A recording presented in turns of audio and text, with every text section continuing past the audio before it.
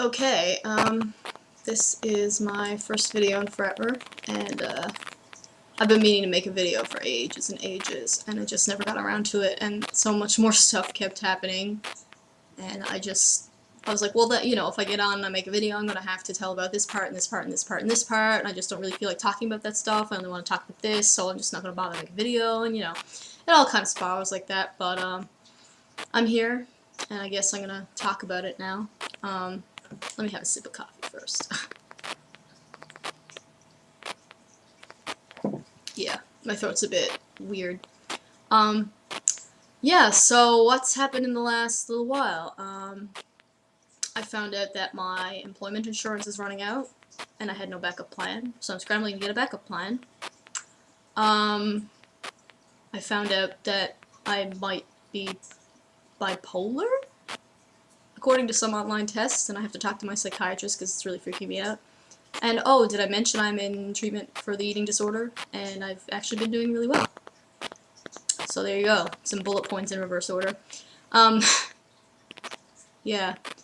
So the treatment thing, my last video I was severely depressed and really hopeless about it all, and didn't think I was ever going to get better. And then, well, a bunch of things happened all around the same time. My antidepressant kicked in, finally, and on the same day that the antidepressant kicked in, my brain kicked in and said, I can't not eat anymore. I can't do it. Like, this is not gonna happen. So I started to put myself on a meal plan, and I watched the numbers climb on the scale, hard as that was. I don't even want to talk about my low weight, but suffice it to say it was the lowest weight I've ever been as an adult. It was a double-digit weight, but I'm not going any further than that. You can guess if you want, whatever. So I went from the double to the triple digits in like 2 weeks. Yeah, and then, see, I had said to my dietitian at that time, who I was just seeing on an outpatient basis, that I wanted to recover from the bulimia part as well, but I just couldn't do it on my own. And, she was asking me why, and I said, well, because I have so many other issues that I know are going to crop up once I stop this, and I just can't handle it. And she said, well, why not go to Emmanuel House and try to deal with them there? And it was like a light bulb just went off inside my head. Like, I don't think she had a true idea of how much of an impact that idea made on me, because I saw her that day, probably at about 1 o'clock. Immediately after I got out of the session, I called Emmanuel House, and the secretary told me that, in fact, my social worker had an appointment at 3 o'clock that I could go to, and I was like, sweet. So I went in, and I basically told her what had been running through my mind about the bulimia, about, needing extra support to quit it. I didn't think I could do it on my own at all.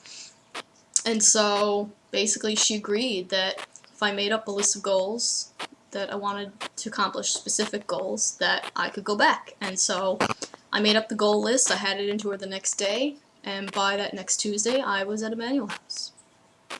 Just as quick as that. Like, it was crazy how quick it really went, because sometimes they don't have any beds, but they actually happen to have probably several beds free for women at that time, so I was really lucky and I managed to get in.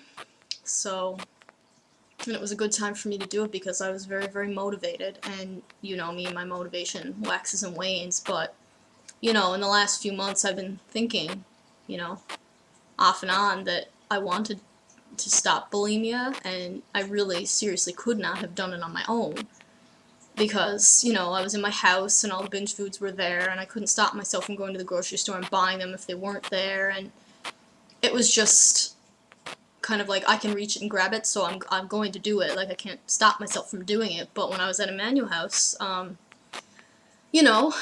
the major items of food were locked up in the pantry. I'd have to ask to get them.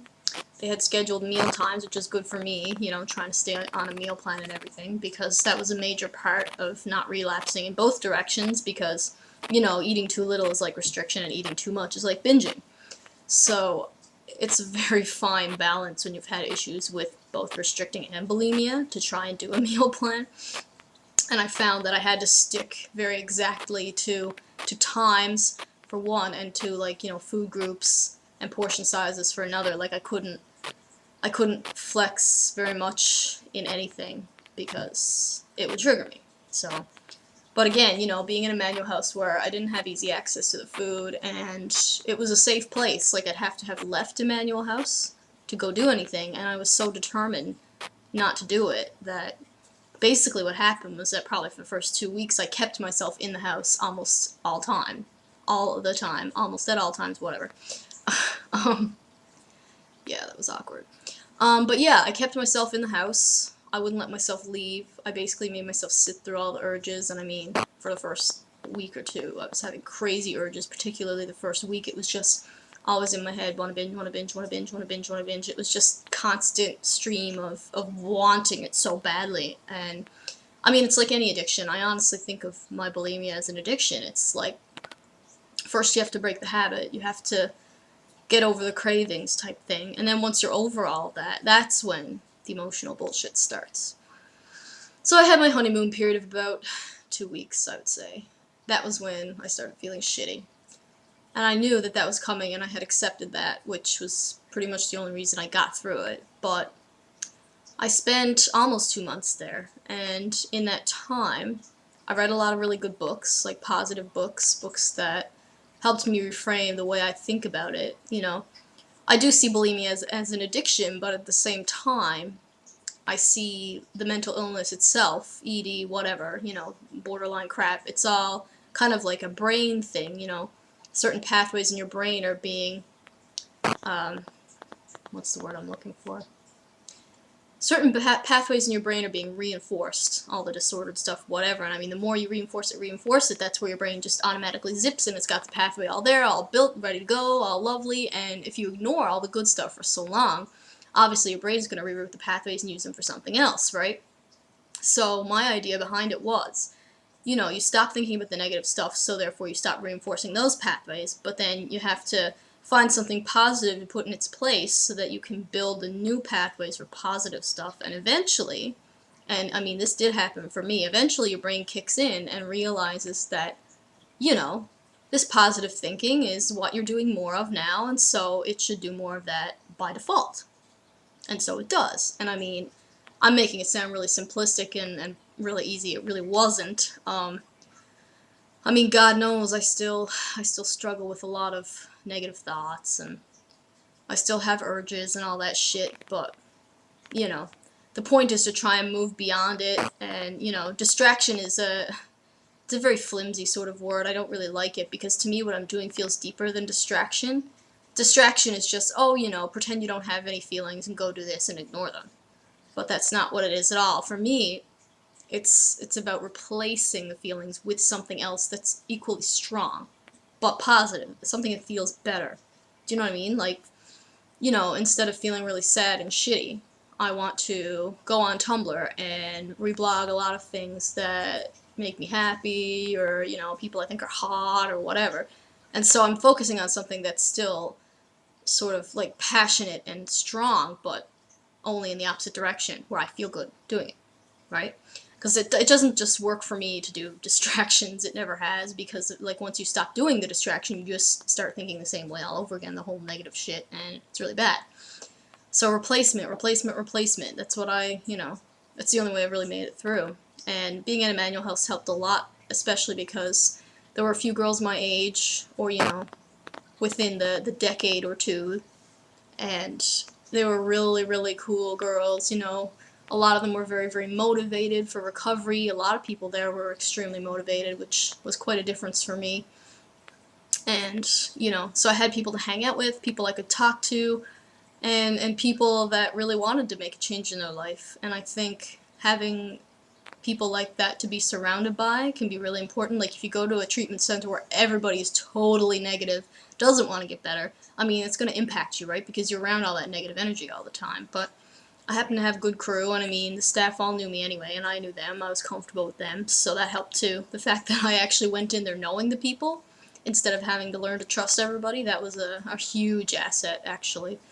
And then the fact that I could stay at home for treatment, because when you go somewhere away, you're all enclosed, this little bubble, this residential thing, and you come home, and you're basically thrown to the wolves. Like, you're in your house, back in your old surroundings, you've never had any time to adjust, and you know what you used to do in your old surroundings, and chances are good that you're going to do it again, because it's just what you know when you're in that particular place.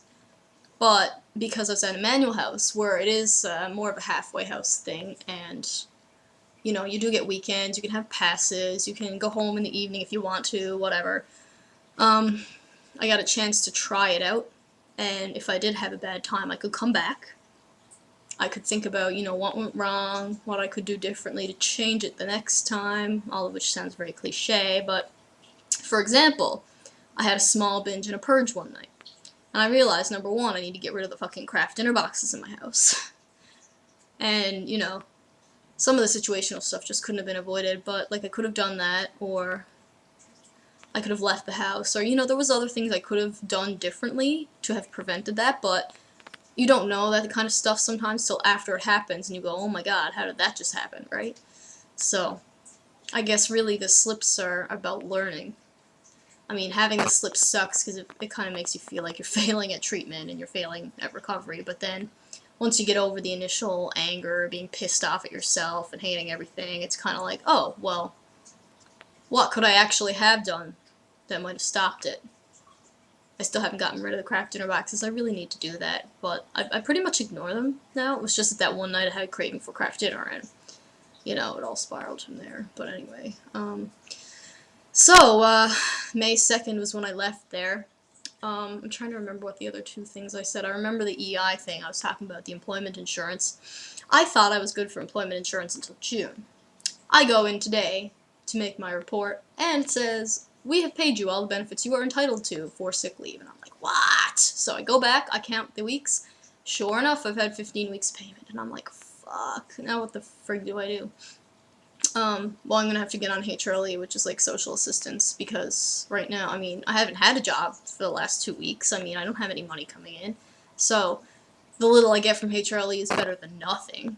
And I'm probably going to have to ask to borrow money from my parents, which I will pay them back once I get the HRLE, because, you know, I've got contracts, I've got bills I have to pay, like I have to buy groceries. I calculated, see, the reason I'm actually looking for part-time work, and the reason behind that is that if I'm on HRLE, I only get $404 a month for everything. Everything. Groceries, bills, and I calculated that once I pay all my bills, I only have like $70 or $80 per half of a month for groceries. Like, that's not enough. That's not enough to feed somebody. I needed 100, 125 minimum the last time I was on social assistance.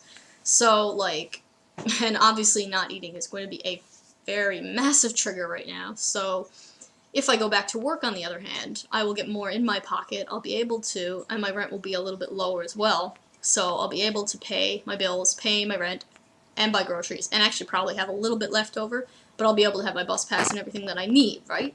And I'm still not going to be starving, which obviously is not ideal, because it's hard enough anyway, because I had a really major trigger on Saturday. My aunt had a scale in her bathroom. We were at her house for a barbecue, so I go into the washroom and I see this scale, like, right in front of my fucking face, and, you know, automatically, I couldn't help it. I had to jump on it. I just did it, and I did not like the number I saw. I was afraid to get past a certain weight, which I won't say for trigger reasons, but I am past that weight by at least 3 or 4 pounds, and I was very, very unhappy. I mean, I knew there was a reason I'd been staying away from the scale, and that was it, right? Like, throughout this whole process, I could not step on a scale. I couldn't do it. I freaked out at the thought of it. I wouldn't have weighed myself even backwards. I don't believe in backwards weighing, by the way. I kind of hate it. I feel like they're treating you like a child, and my outpatient dietitian did it, which is a big thing we disagreed on anyway. So I would not have let anybody weigh me backwards, because then they would have known the number and I wouldn't, and I would freak out and not trust them with anything they said after that about my food or my weight. So, and if I had seen it, I would freak the fuck out, because the number would have been higher than I wanted, so I just could not get on a scale. So for me to have gotten on a scale and seen the number that I did made everything really, really, really hard. And I guess, you know, it's still a little bit hard. It's kind of like, oh, you know, I've got to make this meal now. What am I going to eat? You know, what can I find to fill the stupid exchanges? Like, it's really like a routine. Mostly, I mean, I'm eating seriously so much. Like, I eat 3 full meals and, like, at least 2 snacks a day, minimum. And it's a lot of food, and there's only so many ways that I know how to prepare it in a quick manner, which, you know, I don't cook or anything. I really need to learn it, but I don't cook, so... And, like, this morning, for example, I had a horrible night last night with all my mood shit. I'll talk about that in another video, I guess, because this one's getting really long, but anyway, I got up this morning, and my usual cereal and milk was not there. Well, the milk wasn't there, and I was like, fuck, what am I gonna have, you know? So then I had to invent this whole meal, and it's just little stresses like that. Like, I mean, I have to face food 5 times a day, every fucking day. Like, I don't need that kind of shit added to my plate, but apparently my life is full of shit lately, but, you know, I'm still eating and I'm maintaining this, what I feel to be disgustingly horrible weight. But, you know, I'm trying not to think about it. I'm trying not to think like that. Maybe, you know, maybe the scale was wrong, you know, I don't look that fat, blah, blah, blah, you know. I've got to think like that or else I'm just gonna go fucking nuts. And I'm already going crazy enough anyway. But this is really long, and I bet it's going to end up being 2 parts because everything seems to with me lately. But yeah, that's my life in the last many months. So I'll post about the bipolar shit later, and hopefully you all are doing alright. Okay, bye.